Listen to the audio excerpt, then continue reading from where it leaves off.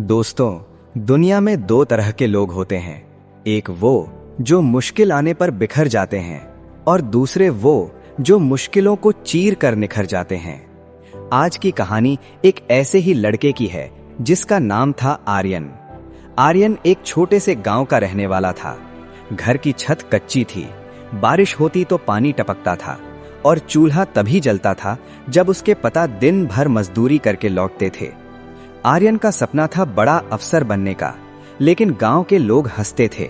वे कहते थे, बाप मजदूर है और बेटा राजा बनने के सपने देख रहा है।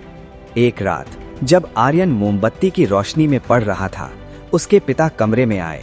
उनके हाथों में छाले थे और आंखों में थकावट। उन्होंने आर्यन के सिर पर हाथ रखा और कहा, बेटा, मेरे पास तुझे देने के लिए जायदाद नहीं है, बस ये फटी हुई जेब है। इसमें जितने सपने भर सकता है भर ले। आर्यन की आंखों में आंसू आ गए।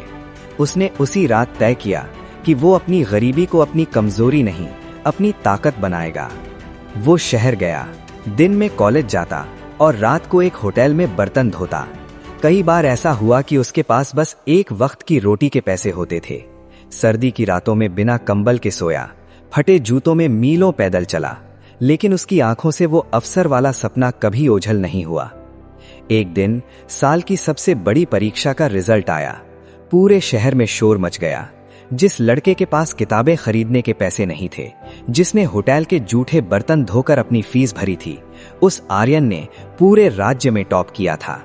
जब उसे स्टेज पर मेडल पहनाया जा रहा था तो किसी ने पूछा, आर्यन, इतनी बड़ी सफलता का राज क्या है? आर्यन ने मुस्कुराकर कहा, मेरी सफलता का राज मेरी सुख सुविधाएं नहीं, मेरा संघर्ष है।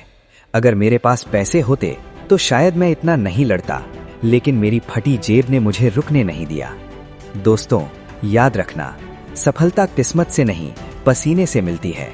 अगर आज आपके हालात खराब हैं, अगर लोग आप पर हंस रहे हैं, तो समझ लेना कि भगवान आपको एक बड़ी कहानी लिखने के लिए तैयार कर रहा है।